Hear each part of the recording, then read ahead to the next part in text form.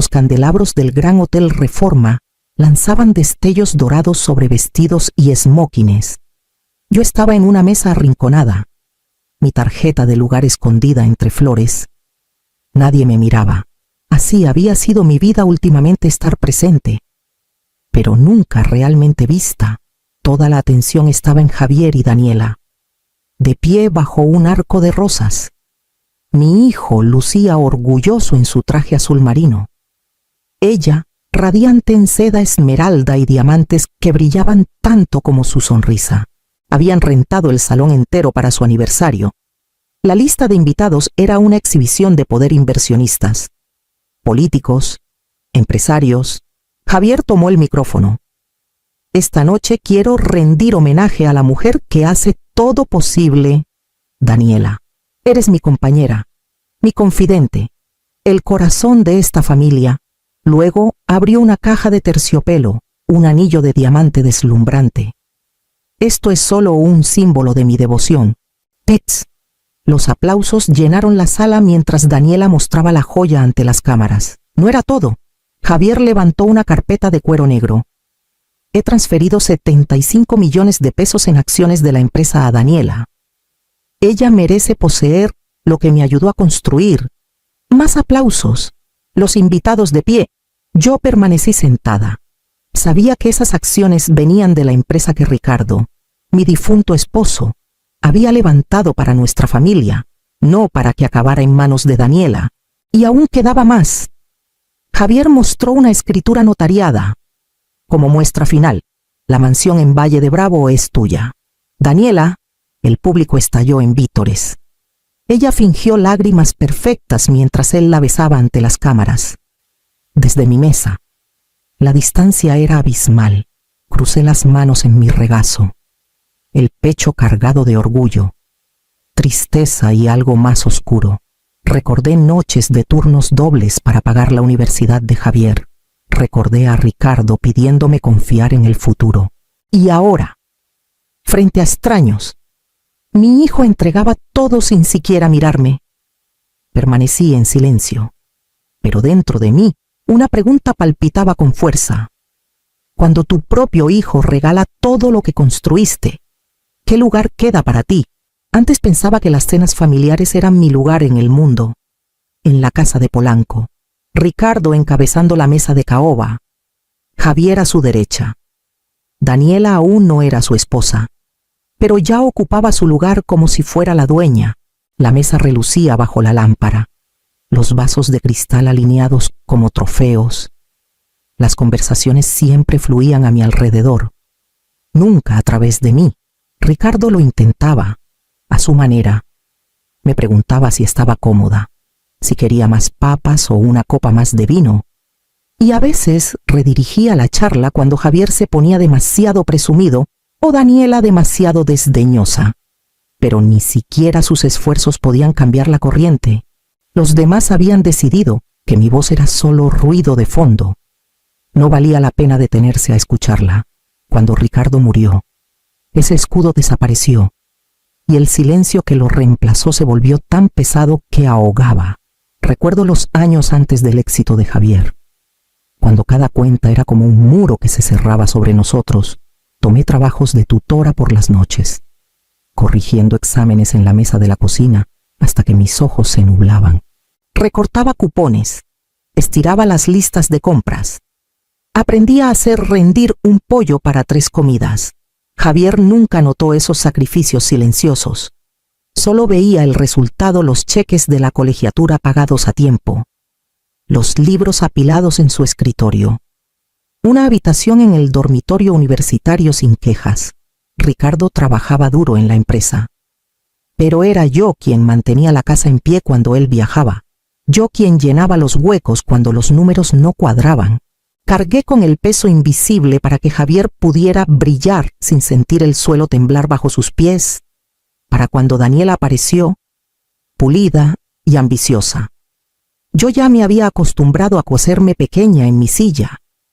Su risa resonaba por la mesa. Sus opiniones se aceptaban como si fueran evangelio. Mientras las mías caían planas antes de salir de mi boca, Ricardo a veces apretaba mi mano bajo el mantel, como recordándome que él me veía, pero cuando se fue, nadie más miró. En la gala de esta noche, viendo a Javier levantar la mano de Daniela, sentí el mismo silencio hueco de aquellas cenas. Era el eco de una verdad que había vivido por años mientras más ruidosos se volvían los demás. Más invisible me hacía yo. ¿Cuántos silencios pequeños hacen falta para que tu voz desaparezca por completo? La primera vez que me di cuenta de que ya no formaba parte del círculo íntimo de Javier fue en verano. Él y Daniela habían rentado una casa en Valle de Bravo, invitando amigos para pasear en lancha y hacer catas de vino. Vi las fotos después en redes sociales, Javier sonriendo en el muelle, Daniela con su sombrero de ala ancha, abrazada a otras parejas. Mi celular permaneció en silencio, sin invitación, ni siquiera una mención.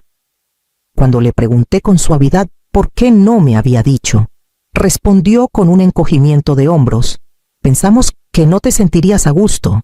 Era más bien para un grupo joven. Ese invierno, el silencio se hizo más fuerte. Desperté temprano en la mañana de Navidad, esperando el ritmo de siempre, calcetines navideños y pan dulce. En cambio, mi sala se quedó vacía. Más tarde supe que Javier y Daniela habían organizado una reunión en su casa. Con la familia de ella y algunos de sus colegas, queríamos que fuera sencillo, explicó después. Como si excluirme de la única tradición que siempre compartíamos fuera una cuestión de practicidad. Daniela tenía sus propias formas de clavar el cuchillo. Una tarde, tomando café, sonrió con dulzura y sugirió: estarías más contenta si redujeras tu espacio. Esa casa en Polanco debe sentirse abrumadora. Tal vez algo más pequeño, cerca de una comunidad para jubilados. Las palabras eran suaves, ensayadas, pero el filo era evidente. No se suponía que yo me aferrara a nada, ni a la casa, ni a las tradiciones, ni a mi lugar en la mesa. Por mucho tiempo, me dije que eran descuidos, la distancia inevitable que crece cuando los hijos construyen sus propias vidas, pero el patrón era demasiado claro, demasiado consistente. Vacaciones sin mí, navidades reinventadas, hasta los amigos de la familia olvidándose de llamarme. Era como si hubieran librado una campaña silenciosa, una que me borraba con cortesía, con eficiencia, hasta que mi ausencia pareciera natural. En la gala de esta noche, mientras veía a Daniela levantar su mano con el anillo de diamante, finalmente entendí que nunca fue un descuido, siempre fue por diseño. ¿Qué pasa cuando el borrarte no es accidental, sino deliberado? El tintineo de las copas se apagó cuando Javier volvió al micrófono. Su voz resonó en el salón con la facilidad de un hombre acostumbrado a la admiración. Daniela, dijo, mirándola como si el resto de nosotros fuéramos invisibles: tú eres el corazón de la familia Morales. Todo lo que he construido, cada éxito que he alcanzado, ha sido por ti. El público rompió en aplausos, largos y generosos, del tipo que hace creer a un orador en su propio mito. Yo me quedé inmóvil, con las manos apretadas en mi regazo. Mi corazón latía fuerte, pero no de orgullo. Escuché sus palabras como si fueran piedras arrojadas a aguas profundas, cada una hundiéndome más. Daniela sonreía, girándose para besar a Javier en la mejilla, su diamante destellando como si subrayara sus palabras. Debí moverme en mi asiento, porque los ojos de Javier se dirigieron hacia mí. La sonrisa permaneció en su rostro, pero cuando se acercó al micrófono, sus palabras cortaron como navaja. Y esta noche es para celebrar, no para guardar rencores. Disfrutemos todos sin distracciones. Era para mí, aunque nadie más lo notó, una advertencia, un recordatorio de quedarme callada, de quedarme pequeña. Mis mejillas ardían y miré hacia el mantel blanco, con la respiración atrapada en el pecho. Durante décadas había obedecido esa orden silenciosa: no lo arruines, no llames la atención, no lo avergüences. Pero el peso ahora era más fuerte que nunca, casi insoportable. Los aplausos volvieron a crecer mientras el cuarteto cambiaba a otra melodía triunfal. La gente se levantó con sus copas, las risas resonando en el salón. Yo me quedé sentada, con los puños apretados bajo la mesa, la rabia y la humillación enroscándose tan fuerte dentro de mí que pensé que finalmente me rompería. Y entonces lo vi. Un hombre alto, con traje oscuro, avanzando con paso firme entre la multitud. Sus ojos no en el escenario, sino en mí. Se abrió paso entre meseros e invitados como si nada más importara. Cuando llegó a mi mesa, se inclinó ligeramente, deslizó un sobre sellado sobre la madera pulida y susurró lo suficientemente bajo para que solo yo lo oyera. Es hora de que finalmente les digas quién eres en verdad. Por un momento, no pude moverme. El sobre yacía contra el mantel blanco como un objeto extraño, pesado aunque no podía pesar más de unos gramos. Mis dedos temblaron cuando lo tomé. El hombre se enderezó.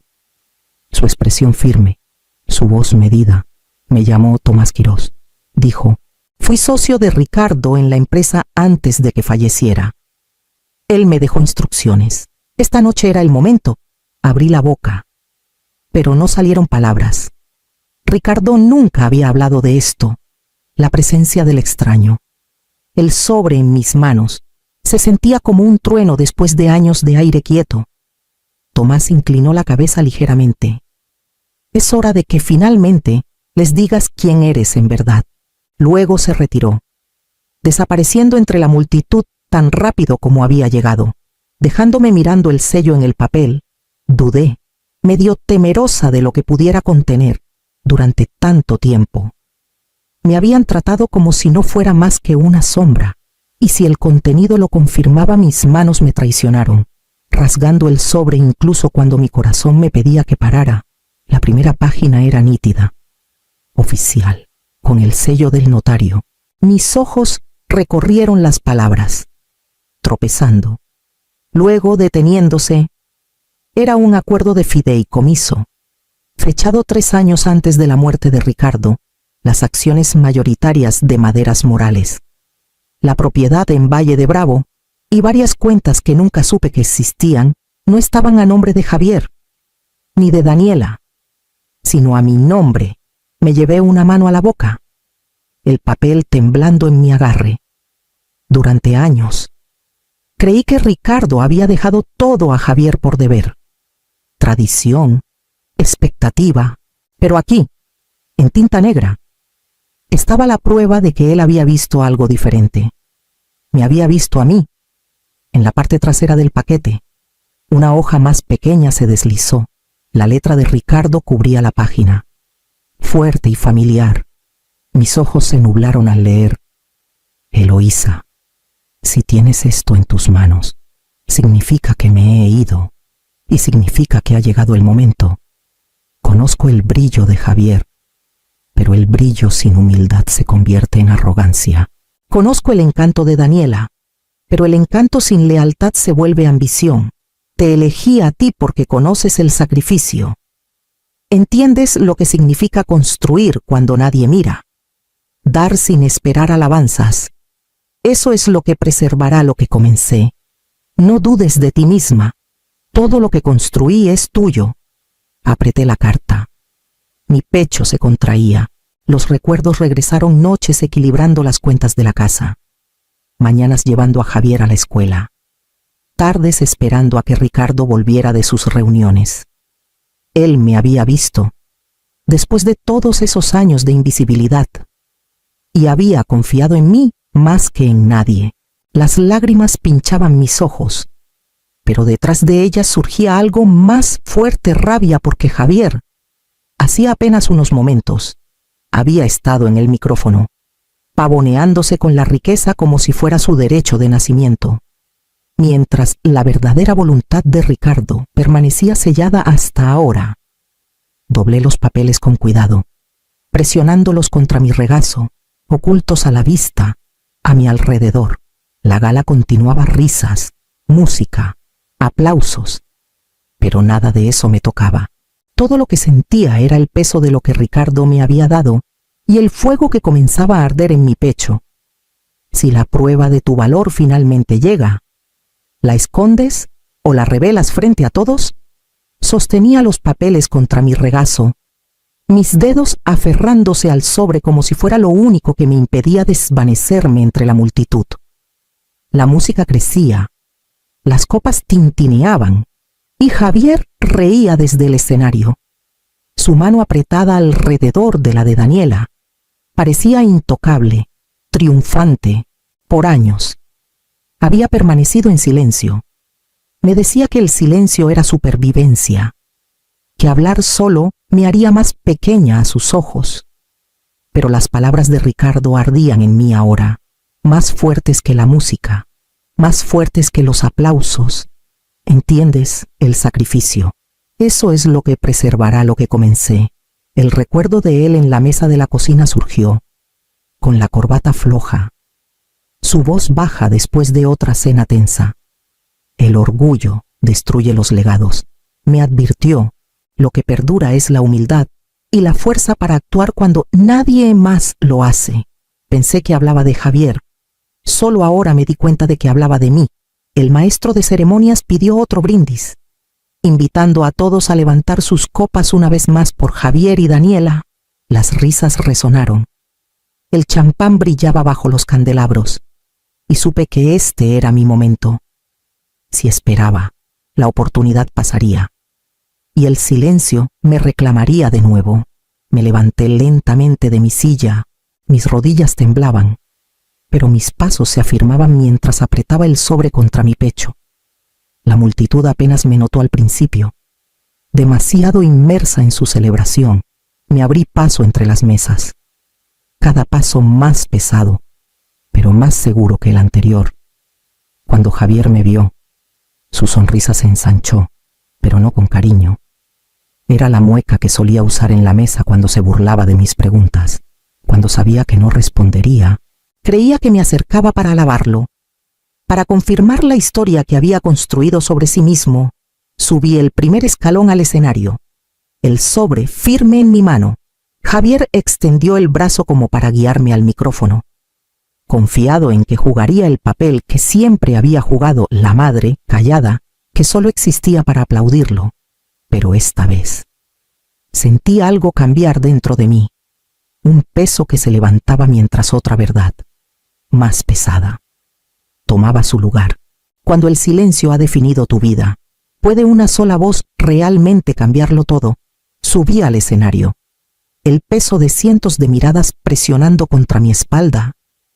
Javier se inclinó hacia el micrófono, su sonrisa afilada en una advertencia.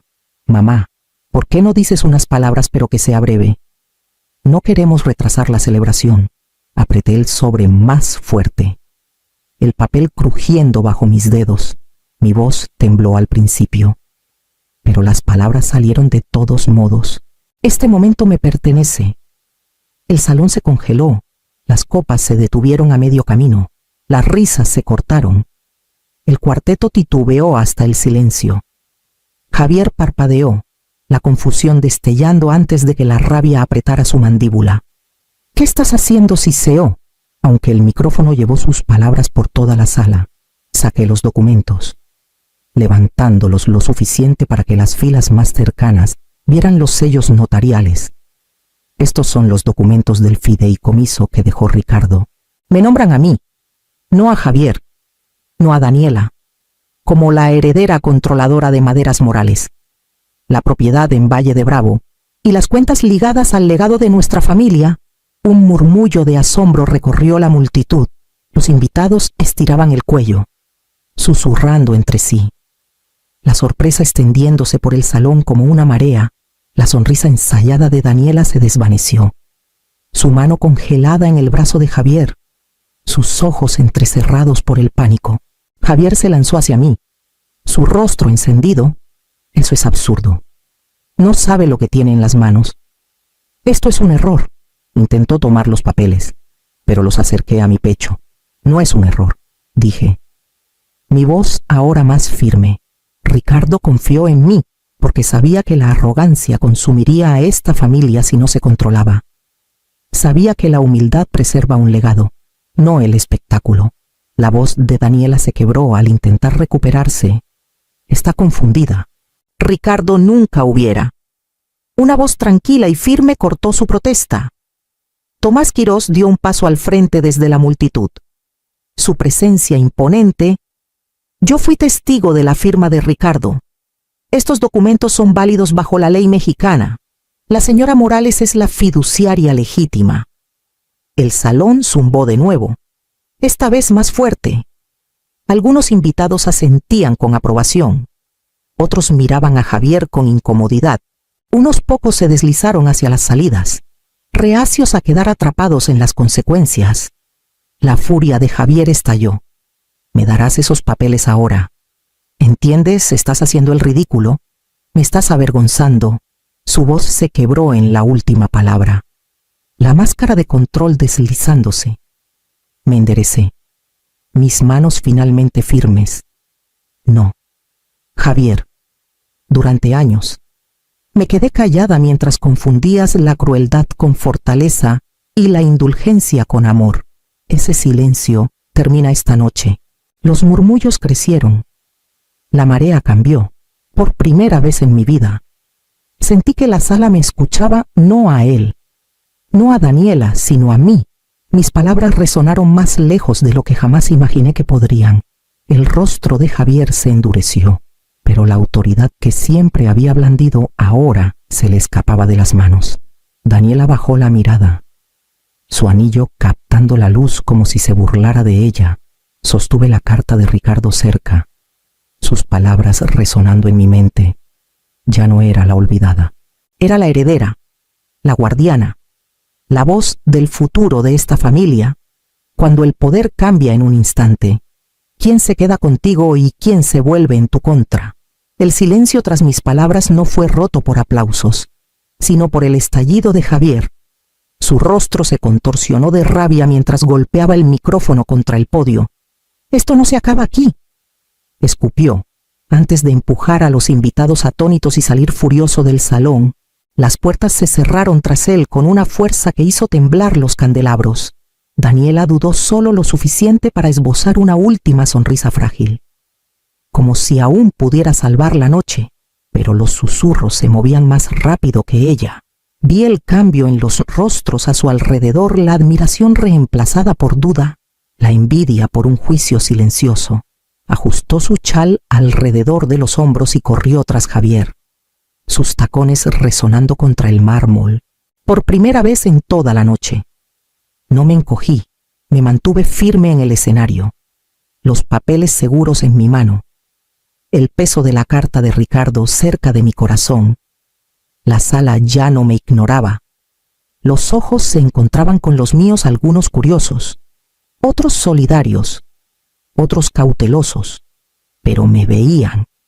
No a la mujer olvidada en el fondo, no a la viuda dejada atrás, sino a la que Ricardo había confiado todo. El aplauso comenzó lentamente.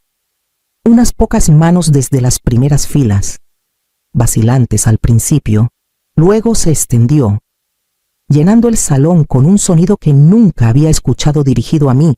No era el rugido que Javier exigía, ni los vítores superficiales que Daniela había cultivado. Era reconocimiento. Más tarde, cuando el salón se vació y los músicos guardaron sus instrumentos, salía la noche de la Ciudad de México. El aire era fresco, con el aroma de las flores de los jardines cercanos, las luces de la ciudad extendiéndose hacia el horizonte. Respiré profundamente, el frío llenando mis pulmones, y por primera vez en años, sentí que el aire era mío para reclamar. El legado era mío ahora, pero también la carga. La confianza de Ricardo no era solo un regalo, era una responsabilidad. Y mientras el viento me envolvía, entendí algo que siempre había pasado por alto: que te subestimen no es lo mismo que ser impotente. Cuando la mesa finalmente es tuya, ¿a quién sigues dejando un lugar a tu lado?